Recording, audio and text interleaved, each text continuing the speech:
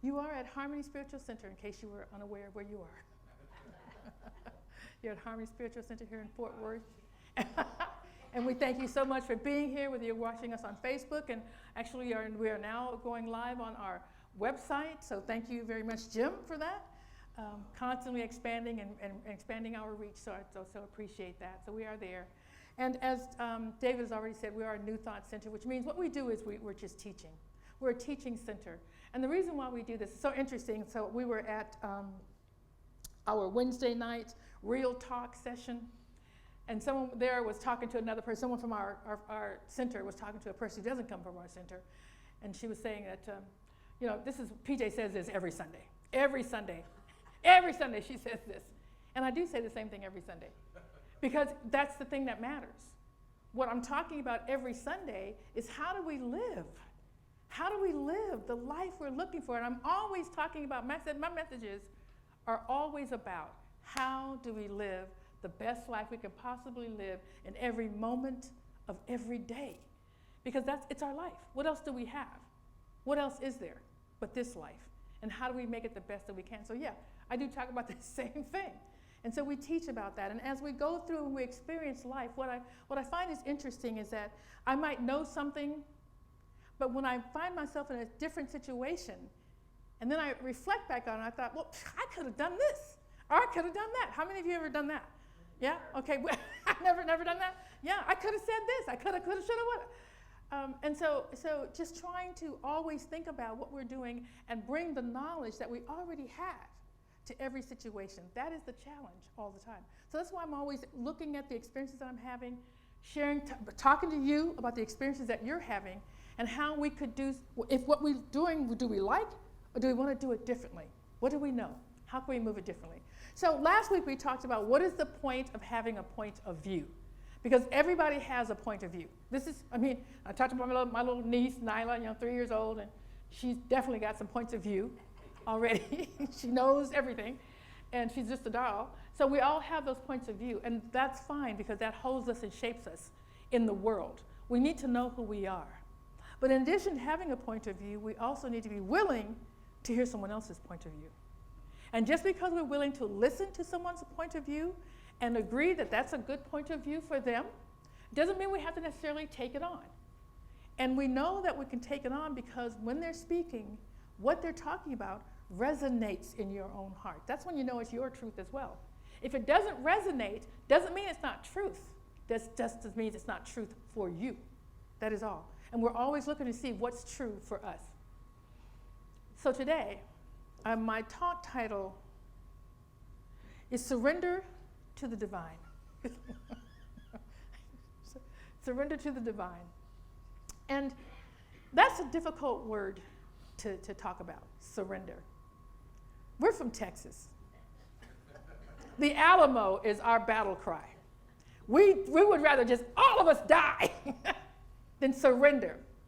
We're not going to surrender to anything. We're not waving a white flag. That's not happening, all right? So the word surrender is a difficult one to talk about. But when I'm talking about surrender, I'm not talking about waving the white flag.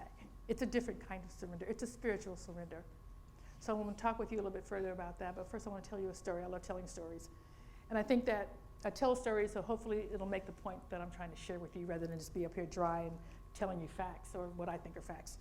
And my husband's always said I never stop a story, stop telling a story based on the facts. The facts never stop me from telling a story. I don't need the facts to tell a story. Huh? All right, so my niece, and I talk about her a lot, my sister Essie, she's done some catering for us. Ken loves her peach cobbler. When I go over there for Thanksgiving, hopefully there'll be some left and I'll bring some back for you. But and so her daughter is an entrepreneur. And she's really working hard. She's in her 30s and she's really working hard to have her own business, so she can have more time with her daughter. That's her hope, is to make enough money so she can spend more time with her daughter, go on vacations, things like that. But she's having a difficult time. And one of the reasons that she's having a difficult time, well, one of the issues is working with a partner. So anybody who's in a business knows that partnerships are like one of the worst business Oh, they're just one of the worst business organizations to get involved in because, think about it, you guys are already in partnerships with your spouse, with you know what I mean? And personal partnerships with just another person, those are difficult because we all have different perceptions of things, right? I'll look at one thing and I'll say it, and I think, and we're talking, and I think we're saying the same thing. When we go back and look at it, it's like, that's not what I meant. Well, what's what you said? It's not what I said. You know what I mean? So you're constantly having this conversation, and when you're in a partnership, in a business partnership, and you add money on top, it's a difficult thing. So she's constantly having, so she's got, this is I think the fourth or fifth partner that she's had in this business. She continues to be the main person, and they leave, and she brings on another partner. So her question to me was, she said, well, what is going on? I guess I just, I haven't learned the lesson that God wants me to learn.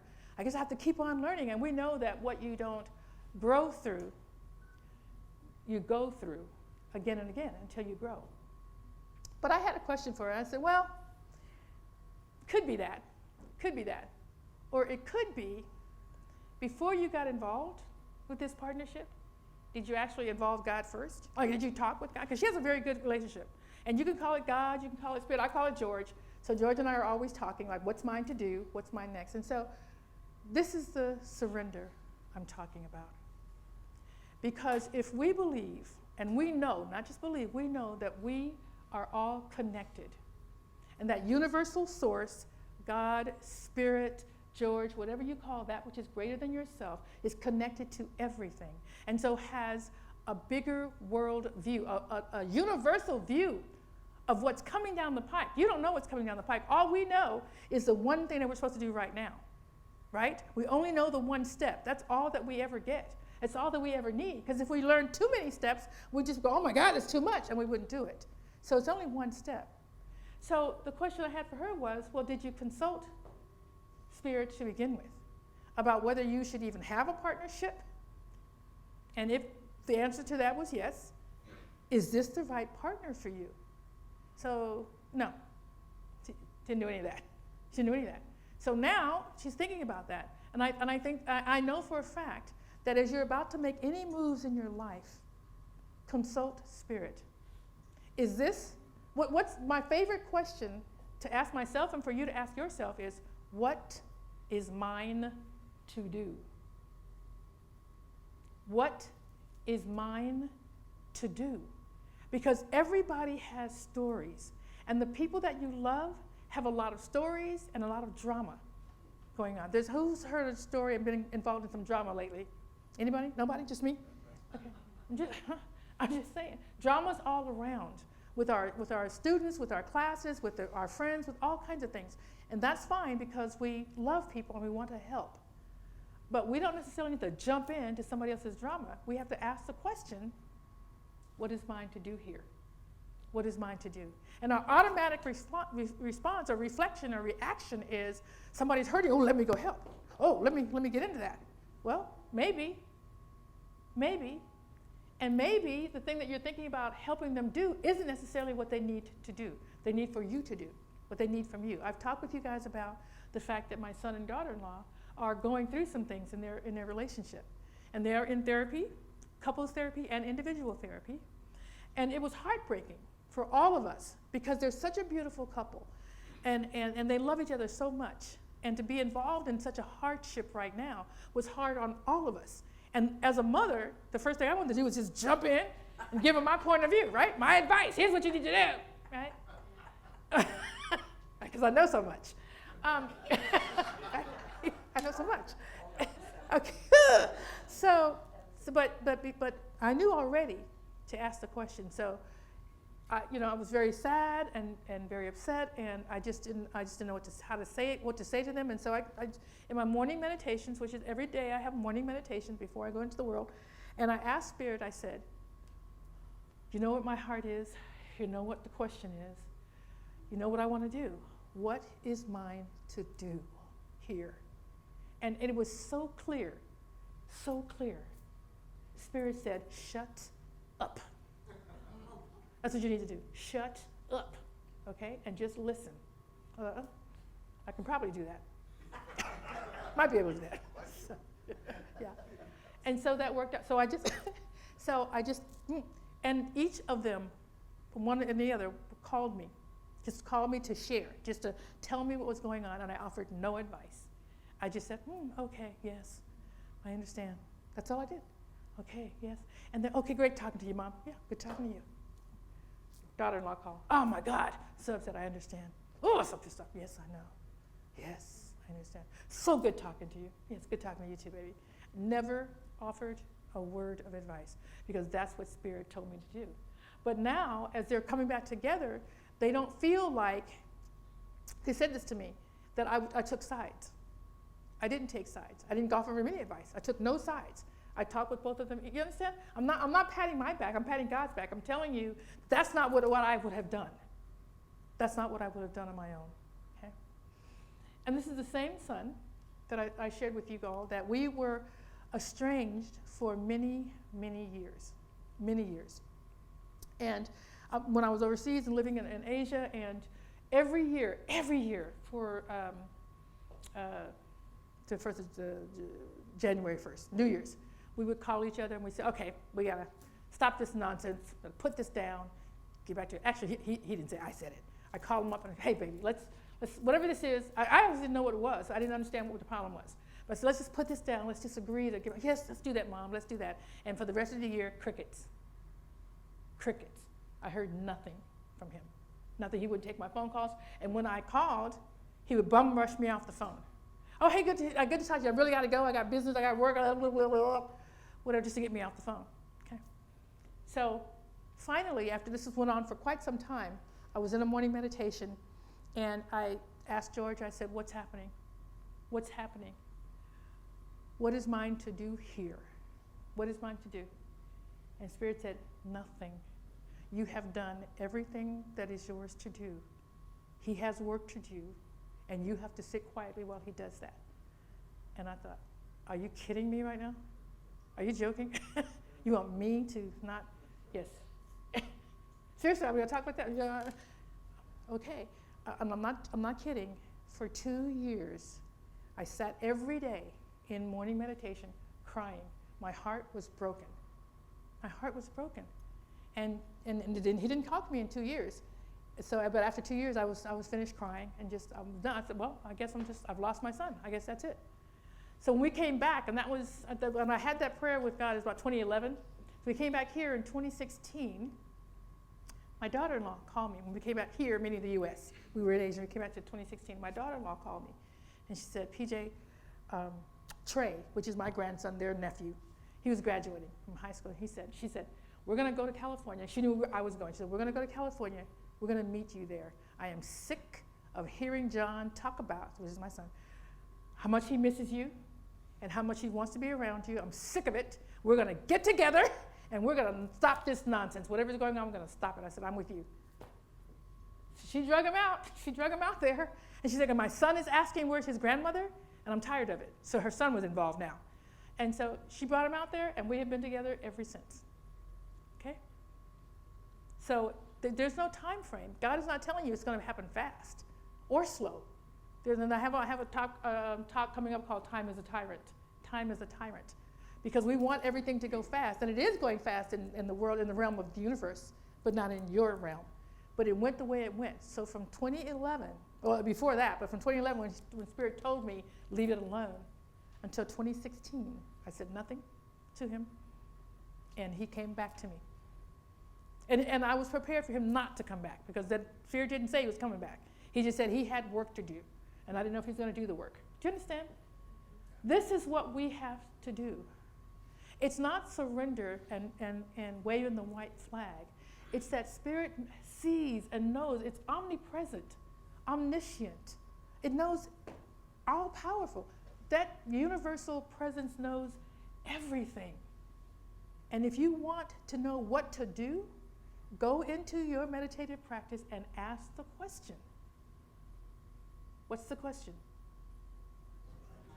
What is mine to do? It's always that. And trust in that.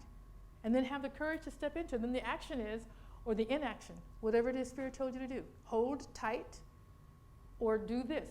step into whatever it is that Spirit tells you. It's going to be exactly what you need to know. It's going to be exactly what you need to know.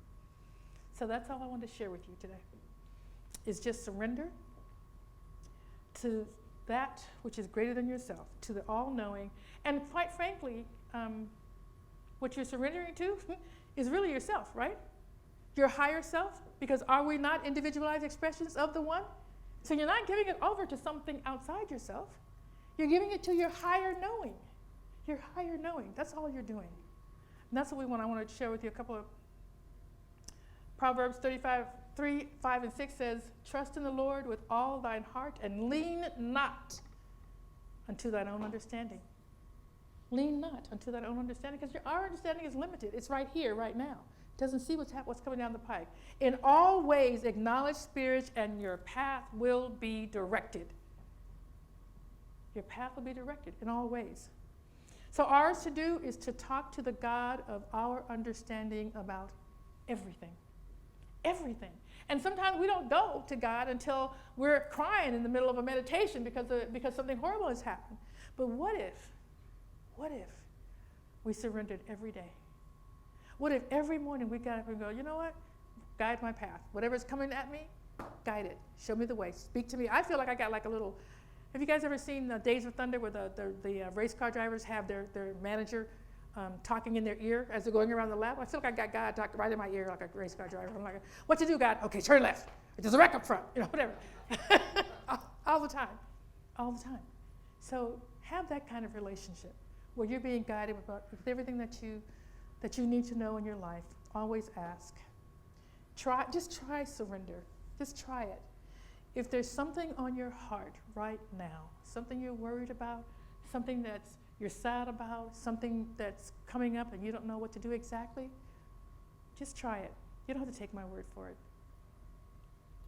Find out for yourself. Just turn it over.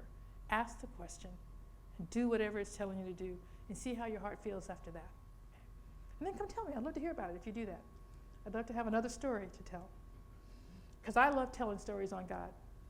I love it because they're always good stories. They're always good stories. So, Luke 12:31 and 33, 31 through 33, it says, seek the kingdom of God, and all things shall be added unto you. It is God's good pleasure to give you the kingdom. Everything is for you. Everything is for you. So just surrender and ask. God, that presence is not going to be shouting at you. It's only going to respond it's always there, but only if you ask can you hear, right? Jesus talked about that, those who have ears to hear. That means that those who are seeking, if you're seeking an answer, you will hear the answer. If you're not, you won't. It'll be there, but you won't hear it. So do that. So seek the advice first before you decide to go somewhere and do something or make a decision. See what God says about it, or George, or Spirit, or whatever you're calling that. Whatever you're calling that. I want to leave you with this one last thought from Rumi. Because God is alive. I want to leave this thought because God is alive. God to me is love. People talk about love, and I'll probably have another talk about this. What does love mean? Because everybody has a different meaning of what love is. But love is unconditional. It is if you have a child or something a pet or something that you love so greatly that you would do anything for it, that is the beginning of understanding what love is. It forgives all things. It has compassion for all things. It's kind. That's the love we have from Spirit. It's not conditional. It's not going to wait until you get right, until you stop drinking, until you stop smoking, until you stop cussing, because that's not going to work for me. Just right? Not going to work. So it's not. It's not waiting for you to stop doing something. Love is love, exactly as you are. Exactly as you are. Exactly as you are. So I want to leave this quote. Looking at my life, I see that only love has been my soul's companion. From deep inside, my soul cries out, do not wait, surrender for the sake of love.